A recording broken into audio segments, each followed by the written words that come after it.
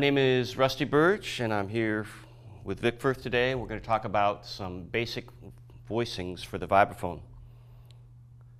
Obviously, unlike a pianist, we only have 4 mallets, so we have to kind of choose our notes carefully in our voicings. And I find with students sometimes in their initial voicings that some notes that they automatically include don't necessarily need to be there. And since, like we said, we've only got 4 notes to kind of choose from, we have to kind of pick and choose which notes will actually serve us the best. So there's obviously with jazz, there's many books written on this subject, and there's many ways to do this. It's just one example of a way that you could go about starting to build some basic voicings. We're going to start with kind of what I call the foundation of the voicing.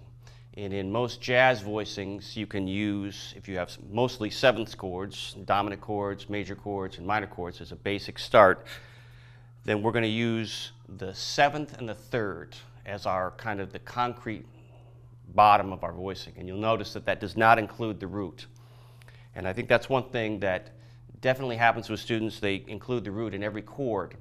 And to achieve some good voice leading, which means a couple things, is that the voices slide in between smoothly, and to not be jumping around the instrument in an awkward fashion, it really helps to have actually not include the root in many of the chords. Now, of course, the root sounds good in some voicings. There's always an asterisk to these things. But to start out with, we're going to leave out the root of the chord.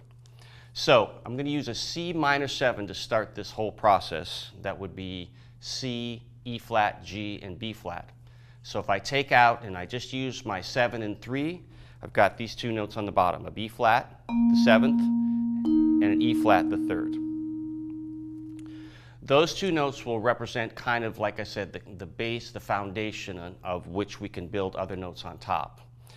It's a good idea to go through a basic jazz tune and just play the 7 and 3 for each chord throughout the set of chord changes. That'll really get you used to knowing exactly where they are. And as you move, sometimes the 7th will be on the bottom and sometimes the 3rd will be on the bottom. But as long as you can keep that straight, that's actually a very helpful starter to get yourself comfortable moving around the chord changes. Okay, C minor, 7 and 3. We're then going to move to an F dominant 7th chord, which is F, A, C, and E flat.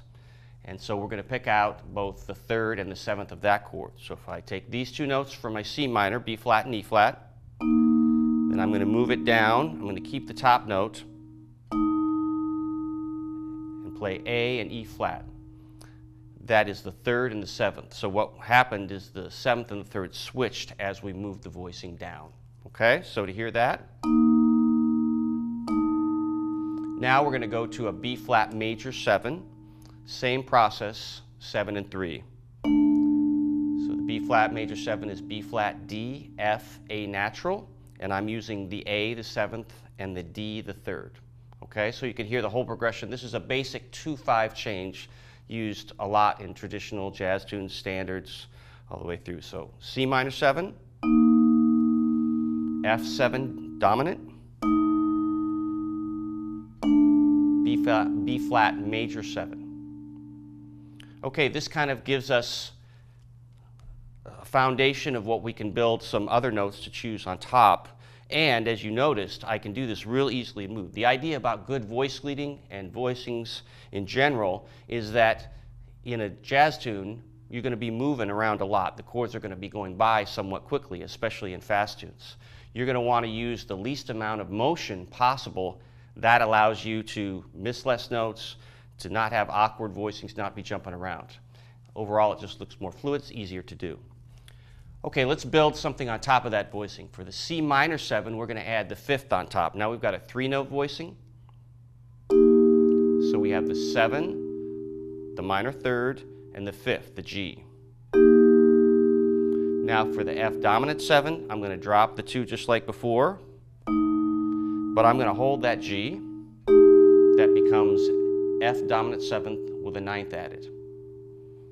Then I'm going to go down to the B flat major 7, and I put an F on top, which is the 5th. So we have 7, 3, 5. So here you can hear this kind of in sequence.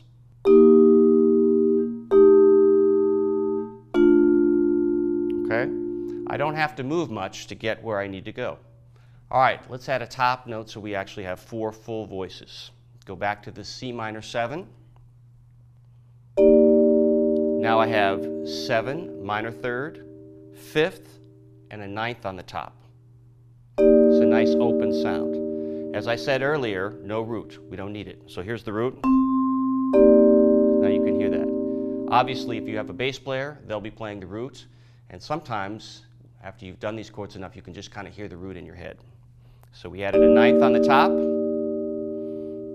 Now I'm going to go to the F dominant 7 and hold the top 2 notes.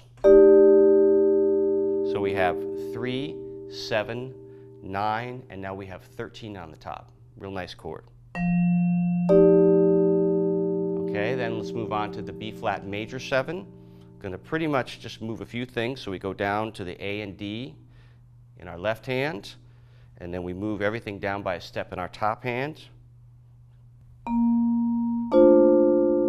Okay, so that whole sequence in row. C minor 7, F7, B flat major 7. Okay, so you have the basic 7 and 3, and then we added a top note on the minor chord, that would be the 5th, and then we added the 9th, and then you can see the sequence as it moves. What you can notice is that I don't really have to move very far for each chord, and as I said earlier, that's how you build up smooth voice leading, and that's how you can move through chords quickly. So what you should do is pick a key and practice this and just get comfortable. And then what you can do is pick another key. You don't need to learn all 12 keys in one day. In fact, it gets a little overwhelming. But what you'll notice is that the patterns stick out, and as percussionists, we like patterns.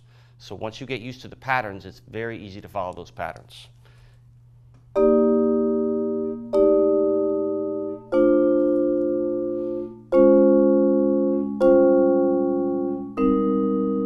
Okay, so I just did it one step down. As you learn those through the keys, then you'll be able to draw them up quickly, and then you'll be able to use them. Let's add one little alteration. In jazz, we often add alterations to the dominant chord. So what I'm going to do is take my 4-note voicing on the minor chord, and instead of moving the top 2 notes down by a step for the dominant chord, I'm going to move them down a half a step. C minor,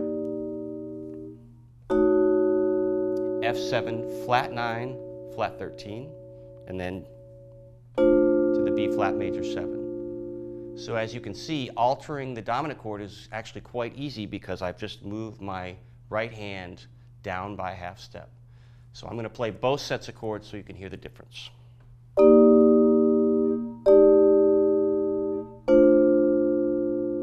That's without the alteration. Now with the alteration.